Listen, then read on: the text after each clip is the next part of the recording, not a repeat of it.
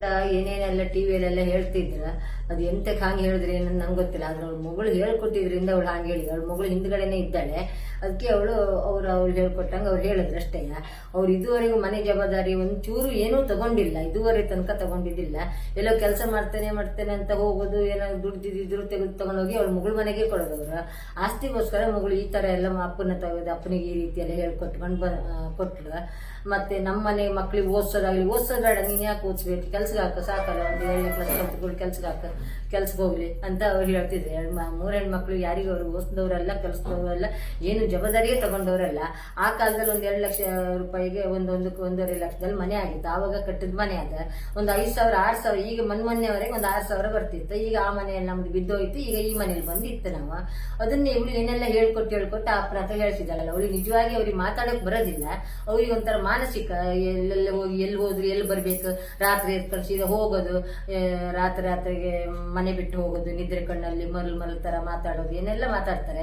ಆದ್ರೆ ಅವ್ಳು ಹೇಳ್ಕೊಟ್ಟಿದ್ರಿಂದ ಈ ತರ ಮಾತಾಡ್ತಿದ್ದಾರೆ. ಕೆಲ್ಸಕ್ಕೆ ಹೋದ್ರೆ ದುಡ್ದ್ರೆ ತಗೊಂಡೋಗಿ ಮಗಳು ಮನೆ ಕೊಡೋದು. ಇವಳು ಗಂಡ ದುಡ್ದು ನಾನು ಚೂರ್ಪಾರೇನ ಬಾಡಿಗೆ ಬಂದಿದ್ದೆಲ್ಲ ಇದೆಲ್ಲ ಹಣ ಸೊಸೈಟಿಲಿ ಇಟ್ಟಿದ್ದೆ, ಅವಾಗ ಸೊಸೈಟಿಲಿ ಇದ್ದ ಅಂತ ನಂಬಿಕೆ ಮೇಲೆ ಅವನ ಸೊಸೈಟಿಲಿ ಇಟ್ಟಿದ್ದಿದೆ. ಅದನ್ನು ತೆಗೆದು ತಗೊಂಡೋಗಿ ಅವಳು ಮಗಳಿಗೆ ಅವಳ ಹೆಂಡತಿಗೆ ತಗೊಂಡೋಗಿ ಕೊಟ್ಟ. ನನ್ನ ಗಂಡ ದುಡ್ಡು ತಗೊಂಡೋಗಿ ಅವರಿಗೆ ಕೊಡ್ತಾರೆ. ಮತ್ತೆ ಈಗ ಅದು ಸಾಲದೆ ನಮ್ಗೆ ಮನೆ ಕಟ್ಟಿ ಸಾಲ, ನಮ್ಗೆ ಜಾಗ ಬೇಕು, ಮನೆ ಬೇಕಂತೆಲ್ಲ ಹೇಳಿದ್ಲ. ಕಡೆಗೆ ದೊಡ್ಡ ಮಗು ಗಾಯತ್ರಿ ಅಂತ ದೊಡ್ಡವಳು, ಚೈತ್ರನಕ್ಕ, ಅವಳು ನಂಗೆ ಸಾಲ ಉಂಟು ನಂಗೆ ಸಾಲ ಇಲ್ಲ ಅಂತ ಅದು ಈಗಳು ಚೈತನ್ಯ ಮಾಡಿದ್ದಾರಂತೆ. ಚೈತನ್ಯ ಬಂದು ಅಮ್ಮ ಒಂದು ಸೈನ್ ಹಾಕು ಅವಳಿಗೆ ಮನೆ ಆಗ್ಲಿ ಅಂತ ಅವಳು ಹೇಳಿ ನಮ್ಮನ್ನೆಲ್ಲ ಕರ್ಕೊಂಡೋಗಿ ಅವಳಿಗೆ ಒಂದು ಸೈನ್ ಹಾಕ್ಸಿ ಇಡೀ ಜಾಗದ ಮೇಲೆ ಒಂದು 25 ಲಕ್ಷ ಅವಳಿಗೆ ಲೋನ್ ತೆಗೆದುಕೊಡ್ತು. ಅದು ತೆಗೆದುಕೊಟ್ಟು ರೆಕಾರ್ಡ್ ಸಮೇತ ಅವಳ ಕೈಯಲ್ಲೇ ಉಂಟು. ಅದು ಈಗ ಅಪ್ಪನ ಹತ್ರ ಎಲ್ಲ ಸೈನ್ ಹಾಕ್ಸ್ಕೊಂಡಿರ್ಲಿಲ್ಲ. ನಂಗೆ ಮತ್ತು ಸಾಲ ಉಂಟು, ನಂಗೆ ಜಾಗ ಬರೆದುಕೊಡು ಅಂದ್ಲು. ನಂಗೆ ಇನ್ನೊಬ್ಳು ಒಬ್ಳು ಹುಡುಗಿ ಓದ್ಲಿಕ್ಕಿದ್ದಾಳೆ, ಮದುವೆ ಆಗ್ಲಿಕ್ಕೆ ಉಂಟು, ಇನ್ನೊಬ್ಳು ಇದ್ದಾಳೆ, ನಾನು ಸೈನ್ ಹಾಕುದೇ ಇಲ್ಲ ಅಂತ ಹಠ ಕಟ್ಟಿ ಹೇಳಿದೆ. ಅಪ್ಪನ ಹತ್ರ ಸೈನ್ ಹಾಕ್ಸ್ಕೊಳ್ಳು, ನಾನ್ ಸೈನ್ ಹಾಕ್ಲಿಲ್ಲ ಅಂತ ನನ್ನ ಮೇಲೆ ಸಿಟ್ಟಿಗೆ ಅಪ್ಪನ ಹಿಡ್ಕೊಂಡು ಅಪ್ಪನದ್ದು ಏನೆಲ್ಲ ಹೇಳ್ಕೊಟ್ಟು ಹೀಗೆಲ್ಲ ಹೇಳ್ತಿದ್ದಾಳೆ. ಈಗ ಮತ್ತೆಂತದಲ್ಲ, ಅವಳಿಗೆ ಈಗ ದುಡಿಮೆ ಮಾಡ್ತಾಳೆ, ಹೊಲಿತಾಳೆ, ಟ್ಯೂಷನ್ ಕೊಡ್ತಾಳೆ, ಶಾಲೆ ಟೀಚಿಂಗ್ ಮಾಡ್ತಾಳೆ, ಎಲ್ಲ ಮಾಡ್ತಾಳೆ. ಆದ್ರೆ ಅಪ್ಪನಿಗೆ ಇಟ್ಕೊಂಡು ಅಪ್ಪನಿಗೆ ಹೇಳ್ಕೊಟ್ಟು ಏನೆಲ್ಲ ಹೇಳ್ಕೊಂಡು ಅಮ್ಮ ಸೈನ್ ಹಾಕೋದಿಲ್ಲ, ಅಮ್ಮ ಮೋಸ ಮಾಡಿದ್ಲ, ಅಮ್ಮ ಎಲ್ಲ ಅವಳಿಂದ, ನನ್ನ ಮಗಳಿಂದನೇ ಆಗೋದಿಲ್ಲ. ಮದುವೆಗೆ ಅಪ್ಪನ ತಡೆದದ್ದೇ ಅವಳ, ಅಪ್ಪನನ್ನ ಕರೆದಿದ್ದವಳೆ, ಅಪ್ಪನ ಮದುವೆ ಬರ್ದಿದ್ದಾಗ ತಡೆದಿದ್ದೆ ಅವಳೆ. ಬರ್ದಿದ್ದು ನಾನು ಒಂದು ಫೋನ್ ಮಾಡಿದ್ರು ಸಾಕಿಯ, ನಾನು ಒಂದು ಚೂರು ಹೋಗಿ ಅಪ್ಪಯ್ಯ ಅಂತ ಹೇಳಿದ್ರೆ ಅವ್ರು ಹೋಗ್ತಾರೆ. ಈಗ ನಾನ್ ಕಳ್ಸೋದಿಲ್ಲ, ಅಪ್ಪಯ್ಯನ ಕಳ್ಸೋದಿಲ್ಲ ಅಂತ ಹೇಳಿ ಅಪ್ಪ ಇಲ್ಲಿವರೆಗೆ ಕುಂದಾಪುರ ತನಕ ಬಂದವ್ರನ್ನ ಇವಳು ಹೋಗಿ ಕರ್ಕೊಂಡು ಹೋಗಿ ಮನೆ ಒಳಗೆ ತಗೊಂಡೋಗಿ ಇಟ್ಕೊಂಡು ಮದುವೆ ಬರ್ದಿದ್ದಾಗ ಮಾಡಿದ್ದ. ಅವಳು ಬರಬಾರ್ದು, ಇವಳು ಮರ್ಯಾದೆ ಹೋಗ್ಬೇಕು, ಮದುವೆ ಬರಬಾರ್ದು ಅಂತ ಅವಳೇ ಮಾಡ್ತಿದ್ದೆ, ಎಲ್ಲ ಮಾಡ್ತಿದ್ದೆ ಒಳ್ಳೆಯ. ಅವಳಿಗೆ ಬಾರಿ ಒಂದು ಹಠ ಉಂಟು, ನಾನೊಂದು ಸೈನ್ ಹಾಕಲಿಲ್ಲ ಜಾಗದ ಮೇಲೆ ಅಂತ ಬಾರಿ ಹಠ ಉಂಟು. ಅಪ್ಪನಿ ಮದುವೆ ಅಂದ್ರೆ ಬಾರಿ ಇಷ್ಟ ಆಯ್ತು, ತುಂಬಾ ಇಷ್ಟ ಆಯ್ತು ಅವ್ರಿಗೆ ಮದುವೆ ಬರುವಾಗ ಕಟ್ಟಿಗೆ ಮನೆಗೆ ನರಿಗುಡ್ಡೆ ಮನೆ ಅಂತ ನಮ್ಮ ಕುಟುಂಬದವ್ರ ಮನೆ ಉಂಟು. ಅವರು ದೊಡ್ಡಪ್ಪ ಅವ್ರ ಮನೆ ಅದ.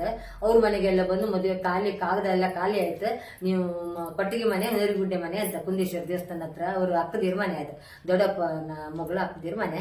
ಅಲ್ಲಿ ಬಂದು ನೀವು ಬನ್ನಿ, ಮದುವೆ ಬನ್ನಿ, ಕಾಗದ ಎಲ್ಲ ಖಾಲಿ ಆಯ್ತು, 9ನೇ ತಾರೀಕಿಗೆ ಕಮಲಶಿಲೆ ದೇವಸ್ಥಾನದಲ್ಲಿ ಮದುವೆ ಉಂಟು ಬನ್ನಿ ಅಂತ ಹೇಳಿ ಇಲ್ಲೆಲ್ಲವ್ರಿಗೆ ಹೇಳಿ ಮನೆ ಪೇಂಟಿಂಗ್ ಮಾಡುವಾಗ ನಿಂತು ಪೈಂಟ್ ಮಾಡಿಸಿ ಹೋಗಿದ್ದಾರೆ. ಆವಾಗ ನಾವು ಮದುವೆ ಅವ್ರಿಗೆ ಇಷ್ಟು ಸಲ ಕರೆದಿದ್ರು. ನಾನು ಗುರುವಾರ ಬೆಳಿಗ್ಗೆ ಬರ್ತೇನೆ, ಅಷ್ಟರ ತನಕ ಬರಕ್ ಆಗಲ್ಲ ನಂಗೆ, ಗುರುವಾರ ಬೆಳಿಗ್ಗೆ ಬರ್ತೇನೆ ಅಂತ ಹೇಳಿ ಬಂದವ್ರನ್ನ ಇವಳು ಬಂದು ಕರ್ಕೊಂಡು ಹೋಗಿ ಮಾಡಿಸಿದ್ದಾಳೆ. ಎಲ್ಲ ಮಾಡಿಸಿದ್ದು ದೊಡ್ಡ ಮಗಳಿಂದಾನೇ ಆಗಿದೆ ಪೂರ. ಈಗ ನಾನು ಒಂದು ಸೈನ್ ಹಾಕಲಿಲ್ಲ, ಅವಳಿಗೆ ಆಸ್ತಿ ಸಿಕ್ಲಿಲ್ಲ ಅಂತ ಸಿಟ್ಟಿಗೆ ಏನೆಲ್ಲ ಅಪ್ಪನಿಗೆಲ್ಲ ಹೇಳ್ಕೊಟ್ಟು ಈ ರೀತಿ ಎಲ್ಲ ಮಾಡ್ತಿದ್ದಾಳೆ. ಈಗ ಬಂದು ನಮ್ಮ ಮನೇಲಿ 12 ವರ್ಷದಿಂದ ಇದ್ದಾನೆ, 12 ವರ್ಷದಿಂದ ಇಲ್ಲೇ ಮನ್ಕೊಂಡಿದ್ದ ಹಾಗೆ ಈಗ ಅಂತ ಹೇಳ್ತಿಲ್ಲ. ಇಲ್ಲಿ ಇದ್ದಾರೆ ಅಂತ ಇಲ್ಲ, ಕೆಲವರಿಗೂ ಇಲ್ಲಿದ್ದವ್ರಿಗೆ ಗೊತ್ತುಂಟು. ಅವ ಇಲ್ಲಿ ಬಂದವನು ಎಲ್ಲ ಬರ್ತಿದ್ದ, ಬಂದು ಹೋಗ್ತಿದ್ದ, ನಿಲ್ತಿರ್ಲಿಲ್ಲ. ಇವ್ರು ಮತ್ತೆ ಯಾವ ವಿಷಯದಲ್ಲಿ ಇವ್ರಿಗೆ ಇದೆಲ್ಲ ಮಾತಾಡಕ್ಕೆ ಬರೋದಿಲ್ಲ. ಮೀಡಿಯಾದವ್ರ ಮುಂದೆ ಮಾತಾಡ್ಬೇಕಂತಾನೆ ಇವ್ರಿಗೆ ಗೊತ್ತಿಲ್ಲ ಯಾರು ಮಾತಾಡ್ಬೇಕೇನಂತ. ಇವಳು ದೊಡ್ಡ ಮಗಳು ಹೇಳ್ಕೊಟ್ಟು ಅಥವಾ ಬೇರೆ ಯಾರು ನಾವು ಇವಳಿಗೆ ಆಗದಿದ್ದವರು ಏನೋ ಹೇಳ್ಕೊಟ್ಟು ಆದ್ರಿಂದ ಇವ್ರು ಮಾತಾಡಿದಷ್ಟು ಬಿಟ್ರೆ ಮತ್ತೆ ಅವರಿಗೆಲ್ಲ ಅಷ್ಟೆಲ್ಲ ಮಾತಾಡೋಷ್ಟು ತಲೆ ಇಲ್ಲ, ಮಾತಾಡೋದಿಲ್ಲ ಅವರು ಒಂದು ರೀತಿ ಸರಿ ಇಲ್ಲ. ಅವರು ಯಾವ ಜವಾಬ್ದಾರಿ, ಒಂದು ಹೆಣ್ಮಕ್ಳು 3 ಹೆಣ್ಮಕ್ಳು ಇವ್ರು ದೊಡ್ಡವಳದಿಂದ ಹಿಡಿದು ಅವಳಿಗೆ ಓದಿಸೋದಾಗ್ಲಿ ಮದುವೆ ಮಾಡೋದಾಗ್ಲಿ ಯಾವ ವಿಷಯದಲ್ಲೂ ಅವ್ರು ಇದುವರೆಗೂ ಒಂದು ಜವಾಬ್ದಾರಿ ತಗೊಂಡವರಲ್ಲ. ನಾವೇ ಮಾಡಿದ್ ಬಿಟ್ರೆ ಅವ್ರಿಗೆ ಓದ್ಲಿ ಮಕ್ಕಳು ಅಂತೇಳಿ ಹೇಳೋದು ಇಲ್ಲ. ಅವರು ಬೇರೆ ಯಾವ ವಿಷಯಕ್ಕೂ ಅವ್ರು ಜವಾಬ್ದಾರಿ ತಗೊಳ್ಳೋದಿಲ್ಲ. ನಾವು ಅದಕ್ಕೆ ಬಿಟ್ಬಿಟ್ಟಿತ್ತು. ನಮ್ಗೆ ನೋಡಿ ಸಾಕಾಗಿತ್ತು, ಜಬರ್ದಸ್ತ್ ಮಾಡೋದು, ಹೊಡಿಯೋಕ್ ಬರೋದು, ಬೈಯೋಕ್ ಬರೋದು, ಹೊಡಿಯೋದು ಬಡೋದು, ನಮ್ಮ ನೋಡಿ ಸಾಕಾಗಿ ಜೀವಮಾನ ಬೇಡ ಅನ್ಸಿಬಿಟ್ಟು ಇವ್ರ ವಿಷಯ ಬಿಟ್ಬಿಟ್ಟಿತ್ತು ನಾವು. ಈಗ ಅಲ್ಲೆಲ್ಲ ಮಗಳೆಲ್ಲ ಕೆಲ್ಸಕ್ಕೆ ಸೇರ್ಕೊಂಡಿದ್ದಾಳೆ, ಕೆಲ್ಸಕ್ಕೆ ಹೋಗ್ತಾಳೆ, ತಗೊಂಬಂದು ಮಗಳಿಗೆ ಕೊಡ್ತಾಳೆ, ದುಡ್ಡು ತಂದು ಅವಳಿಗೆ ಕೊಡ್ತಿದ್ದಾಳೆ ಅಷ್ಟೇ.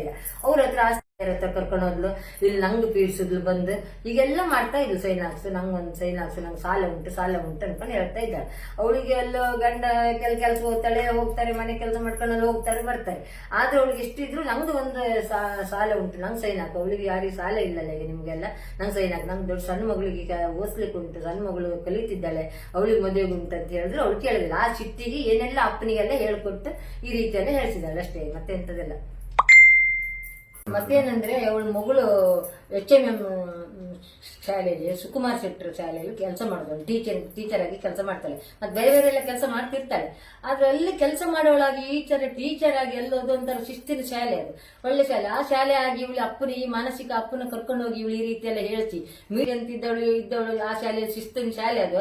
ಅವರು ಸುಕುಮಾರ್ ಶೆಟ್ಟರ್ ಒಳ್ಳೆ ಶಿಸ್ತಿನ ಅವರು ಅಂತ ಶಾಲೆಯಲ್ಲಿ ಕಲಿಸೋವಳು ಇವಳು. ಈ ರೀತಿ ಹೇಳ್ಬಾರ್ದಿತ್ತು ಮಕ್ಕಳಿಗೆಲ್ಲ ಈ ರೀತಿ. ಈಗ ನಾಳೆ ಮಕ್ಕಳಿಗೆ ಕಲಿಸ್ತಾಳಲ್ಲ, ಈ ಮಕ್ಕಳು ನಾಳೆ ಇದೇ ಕಲಿತಾರೆ, ಹೀಗೆ ಕಲ್ಸದವಳು ಈ ರೀತಿಯಲ್ಲಿ. ಹೀಗೆ ಕಲ್ಸಿದ್ರೆ ಹೇಗೆ ನಾಳೆ ಮನೆಯವರೆಲ್ಲ ಏನಂತ ತಿಳಿಸೋದಿಲ್ಲ.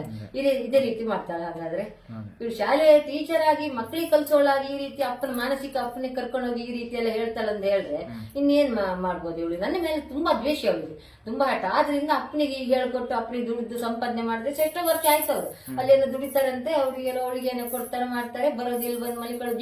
ಬೀಗ ಇಲ್ಲ, ಬೀಗ ಹಾಕಿ ಹೋಗಿದ್ದಾರೆ ಹಾಗೆ ಈಗ ಅಂತ ಹೇಳ್ತಿದ್ರೆ, ಬೀಗ ಒಂದು ಕೀ ಈಗಲೂ ಬೇಕಾದ್ರೆ ಅವ್ರ ಚೆಕ್ ಮಾಡಿದ್ರೆ ನೋಡಿ, ಒಂದು ಕೀ ಅವ್ರ ಹತ್ರ ಉಂಟು, ಒಂದು ಕೀ ನನ್ನ ಹತ್ರ ಉಂಟು. ಹೀಗೆ ತುಂಬಾ ಕೀ ಕಳೆದು ಹಾಕೋದು, ಒಂದು ಬೀಗ ತಗೊಳ್ಳೋದು ಕಳೆದು ಹಾಕೋದು. ಎಷ್ಟರಲ್ಲಿ ಇಲ್ಲ ಮನೆ ಹುಡುಗರು ಆಚೆ ಕಡೆ ಒಂದು ಹುಡುಗರು ಇದ್ದಾರೆ ಮಕ್ಕಳೆಲ್ಲ, ಅವರೆಲ್ಲ ಹೇಳ್ತಾರೆ ನಿಮ್ ಬೀಗ ಎಷ್ಟು ಕಳೆದು ಹಾಕ್ರಿ ಮಾರಿ ಅಂತ ಕೇಳ್ತಿದ್ರು. ಕಳೆದು ಹಾಕಿದಾಗ ನಾನು ಬೀಗ ತಗೊಂಡ್ಬಂದು ಕೊಡೋದು, ಒಂದು ಕೀ ಅವ್ರಿಗೆ ಕೊಡೋದು, 2 ಕೀ ನಾನು ಇಟ್ಕೊಳ್ತಿದ್ದೆ. ಅವ್ರು ಮತ್ತೊಂದು ಕೀ ಕಳೆದು ಹೋದಾಗ ಮತ್ತೊಂದು ಕೊಡೋದು. ಈಗ ಅವ್ರ ಹತ್ರ ಕೀ ಉಂಟು, ಈಗ ಬಂದ್ರು ಅವ್ರು ಬೀಗ ತೆಗೆದು. ನಿನ್ನೆ ಅವ್ರು ಸಹ ನಮ್ಮನೆ ಪಕ್ಕದ ಮನೆ ಹುಡುಗಿ ಹೇಳ್ತಿದ್ರು, ಅವ್ರು ಬಂದಿದ್ರು, ಮಾವ ಬಂದಿದ್ರು, ಬೀಗ ತೆಗೆದವ್ರು ರೂಮ್ ಬೀಗ ತೆಗಿತಿದ್ರು. ಅವ್ರು ಬಂದಿದ್ದಲ್ಲ, ಬೇರೆ ಯಾರು ನಿಮ್ಮಲ್ಲೆಲ್ಲ ಮಲ್ಕೊಂಡಿದ್ರು ಅಂತ ಹೇಳ್ತಾರೆ. ಯಾಕಂದ್ರೆ ನನ್ನ ತಂಗಿ ಗಂಡ ಬಂದಿದ್ರೆ ನಾನು ಇರ್ಲಿಲ್ಲ, ದೇವಸ್ಥಾನಕ್ಕೆ ಹೋಗಿದ್ದೆ. ಅವ್ರು ಹೇಳೋದು ಅವ್ರು ಬಂದು ರೂಮ್ ಬೀಗ ತೆಗೆದು ಒಳಗೆ ಹೋಗ್ತಾರಲ್ಲ, ಅವ್ರ ಹತ್ರ ಕೀ ಉಂಟಲ್ಲ ಅಂತ ಅವರು ಸಹ ನಿನ್ನೆ ಹೇಳಿದ್ರು, ಕೊಟ್ಟ ಹಾಗೆ ಹೇಳಿದ್ದಾರೆ ಅಷ್ಟೇ.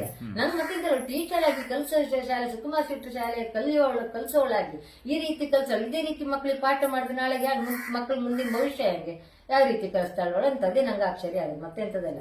ಕ್ಷಣ ಕ್ಷಣದ ಸುದ್ದಿಗಳಿಗಾಗಿ ಫ್ರೀಡಂ ಟಿವಿ ಸಬ್ಸ್ಕ್ರೈಬ್ ಮಾಡಿ, ಲೈಕ್ ಮಾಡಿ ಹಾಗೂ ಫಾಲೋ ಮಾಡಿ. ಹೊಸ ಸುದ್ದಿಗಳ ನೋಟಿಫಿಕೇಶನ್ಗಾಗಿ ಬೆಲ್ ಐಕಾನ್ ಮೇಲೆ ಕ್ಲಿಕ್ ಮಾಡಿ.